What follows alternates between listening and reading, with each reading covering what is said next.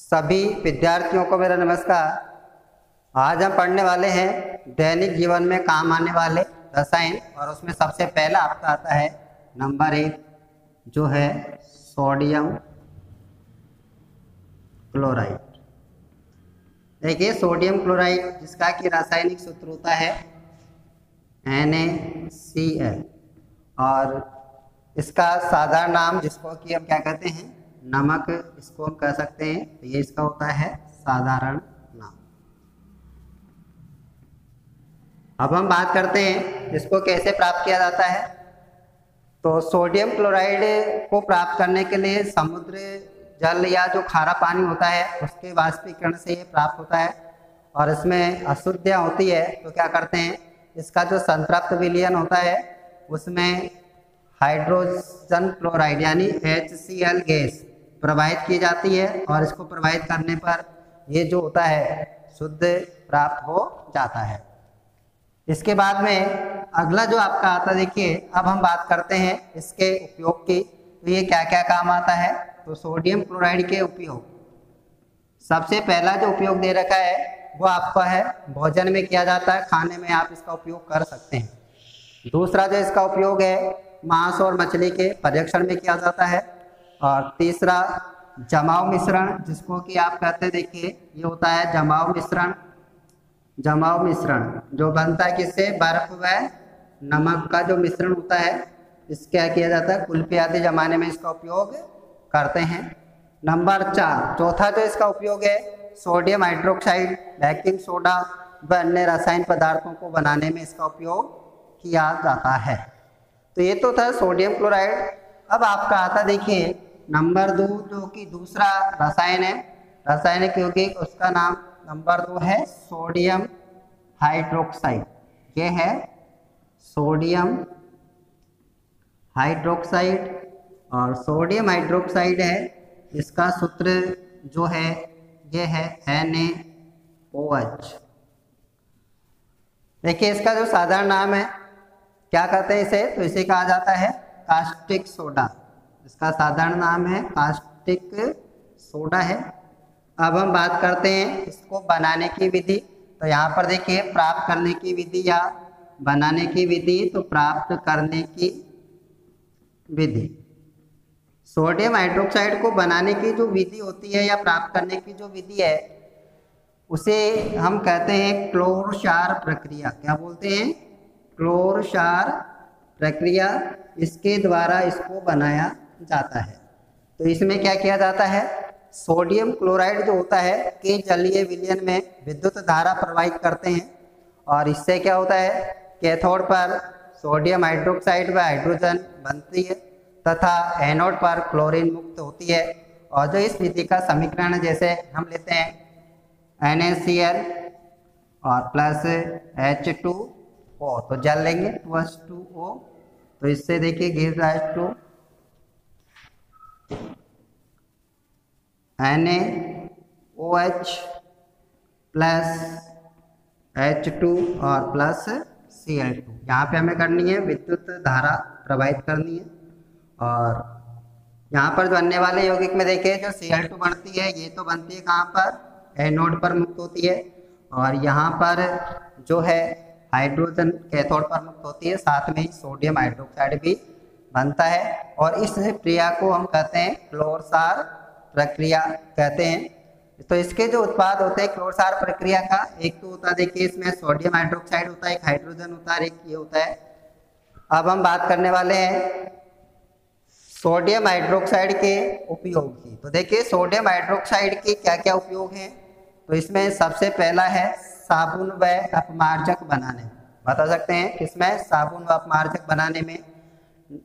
Number 2 धातुओं से Greaves यानी ग्रीज हटाने में कर सकते हैं, मेल आदि होता है उसको हटाते हैं। नंबर 3 कागज व वस्त्र उद्योग में किया जाता है। और नंबर 4 कृत्रिम फाइबर, जिनको कि आप कृत्रिम रेशे जो होते हैं उनको बनाने में इसका उपयोग। जो यौगिक है वह आपका आता है इसमें विरंजक चूर्ण।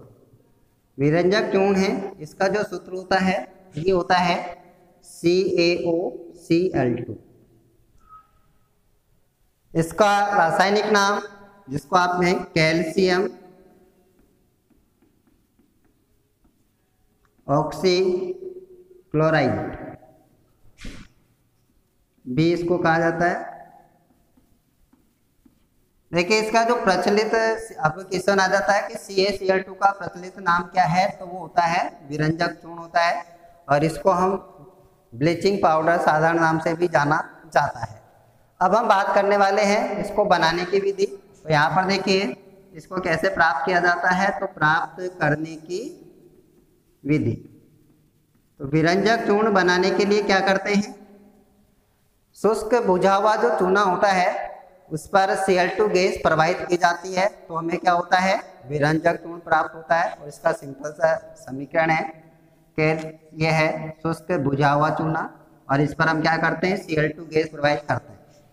तो यहाँ पर देखिए CaO Cl2 प्लस H2O, तो ये आपका होता है विरंजक चूर्ण।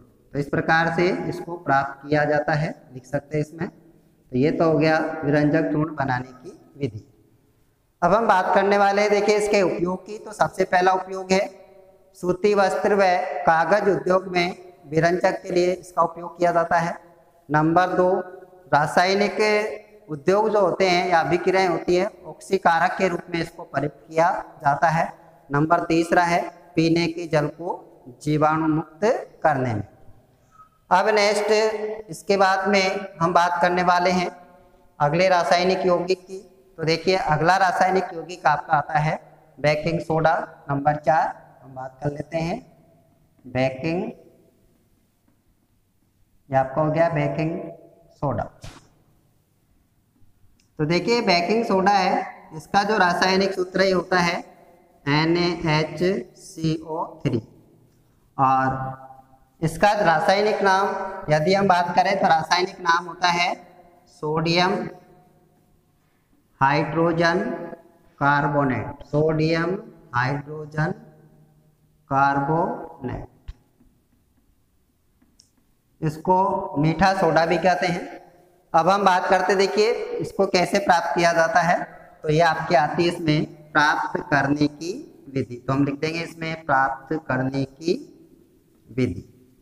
कैसे प्राप्त करते हैं, तो सोडियम क्लोराइड का अमोनिया युक्त जो जलीय विलयन होता है उसमें क्या करते हैं, CO2 गैस प्रवाहित की जाती है, जिससे अमोनियम क्लोराइड और बेकिंग, ये आपका बेकिंग सोडा है, प्राप्त होता है। सिंपल सा उदाहरण इसका देखिए NaCl समीकरण है प्लस H2O, यहाँ पर इसको अमोनिया प्रवाहित करते हैं और CO2 गैस भी इसमें प्रवाहित की जाती है। तो बनने वाले प्रोडक्ट में एक तो आपका आता है NaHCO3 और प्लस NH4Cl। तो हमारा जो मेन होता है वो होता है बेकिंग सोडा, जो हमें प्राप्त हो जाता है। तो यहाँ पे देखिए आपका हो जाता है बेकिंग सोडा। तो इस प्रकार से इसको प्राप्त कर लेते हैं। अब हम बात करते हैं इसके उपयोग की। तो यहाँ पर देखिएगा क्या क्या इसके उपयोग होते हैं। तो उपयोग में हम पढ़ने वाले सबसे पहला उपयोग जो इसमें दे रखा है बेकिंग पाउडर बनाने में। तो देखिए बेकिंग पाउडर जो सोडियम हाइड्रोकार्बोनेट और टार्टरिक अम्ल जो होता है उसके मिश्रण से बनाया जाता है। दूसरा जो इसका उपयोग है वो होता है किसमें, एंटीसिड के रूप में, लिख सकते हैं एंटीसिड। तो ये पेट की अम्लता को दूर करने के लिए इसका उपयोग किया जाता है। नंबर 3 पावरोटी, ब्रेड, केक आदि के निर्माण में भी इसका उपयोग होता है। और नंबर 4 अग्निशामक यंत्र में भी इसका उपयोग किया जाता है। तो इस प्रकार से इसके 4 उपयोग होते हैं। देखिए 5वां जो यौगिक है वह आपका आता है इसमें नंबर 5 धोने का सोडा, जिसको कि हम क्या कहते हैं, धावन सोडा भी कहते हैं। और इसका जो सूत्र होता है ये होता है Na2CO3 और 10H2। इसे कास्टिक सोडा भी कहते हैं। और रासायनिक नाम की हम बात करें तो सोडियम कार्बोनेट भी इसको कहा जाता है, क्योंकि इसमें बस थोड़ा सा जल होता है। अब हम बात करते हैं इसको प्राप्त करने की विधि। तो देखिए प्राप्त करने की विधि की बात करें तो इसमें प्राप्त करने की विधि, तो जो बेकिंग सोडा होता है बेकिंग सोडे को क्या करते हैं, गर्म करते हैं तो हमें प्राप्त होता है सोडियम कार्बोनेट। और उस सोडियम कार्बोनेट का क्या करते हैं, पुनः क्रिस्टलीकरण कराया जाता है तो हमें धोने का सोडा प्राप्त होता है। देखिए जैसे ये आपका था बेकिंग सोडा 2NaHCO3, हम क्या करते हैं इसको गर्म करते हैं तो गर्म करने पर हमें प्राप्त होता है Na2CO3 plus H2O plus CO2। तो ये जो हमें प्राप्त होता है ये है सोडियम कार्बोनेट। इसका क्या करते हैं, पुनः क्रिस्टलीकरण करवाया जाता है। कैसे, देखिए Na2CO3 इसकी अभिक्रिया कराई जाती है 10 वाटर यानी 10H2O से कराएंगे तो आपका बनता है इसमें Na2CO3 और 10H2O, ये आपका हो जाता है धावन सोडा। इस प्रकार से इसको प्राप्त किया जाता है धावन सोडे को। अब हम बात करते हैं उपयोग की। तो देखिए इसके जो उपयोग है, इसमें सबसे पहला जो उपयोग है वो आपका है कि इसका उपयोग कांच, साबुन और कागज उद्योग में किया जाता है। नंबर 2, बोरेक्स जैसे सोडियम यौगिक होते हैं उनके निर्माण में कर सकते हैं। नंबर 3, घरों में साफ सफाई के लिए इसका उपयोग किया जाता है। और नंबर 4 है वो आप बता सकते हैं जल की जो स्थायी कठोरता होती है उसको दूर करने में भी इसका उपयोग किया जाता है। तो ये तो था आपका प्लास्टर ऑफ पेरिस। अब इसके बाद देखिए अगला जो आपका यौगिक है वो है जिसकी हम बात करने वाले हैं प्लास्टर ऑफ पेरिस। नंबर 6 लिख सकते हैं, ये प्लास्टर ऑफ पेरिस। इसका जो सूत्र है ये होता है CaSO4.1/2H2O।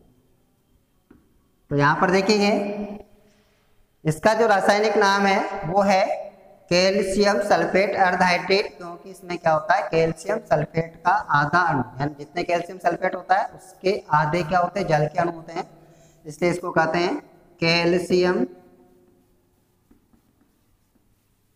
सल्फेट अर्ध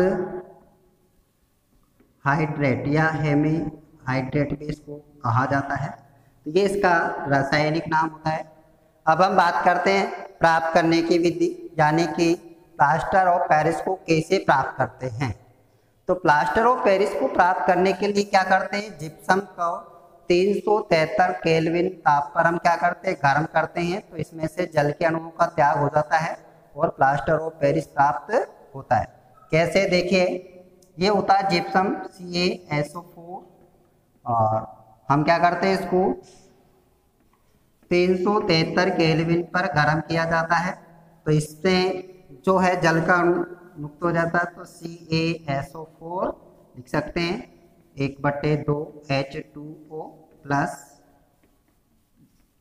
जल का अणु बढ़ता है, डेटा को अलग कर सकते हैं। इस प्रकार से जल के अणु का त्याग हो जाता है और हमें क्या प्राप्त होता है, ये प्लास्टर ऑफ पेरिस प्राप्त होता है। अब हम बात करने वाले हैं इसके उपयोग की। तो देखिए उपयोग की बात करें तो सबसे पहला जो आपको उपयोग दे रखा है वो है हड्डी टूटने पर प्लास्टर चढ़ाना। अब नंबर 2 दूसरा उपयोग है वो आप बता सकते हैं खिलौने व सजावट का सामान बनाने में किया जाता है। और नंबर 3 जो दीवार होती है उन पर चिकना प्लास्टर करने में इसका उपयोग किया जाता है।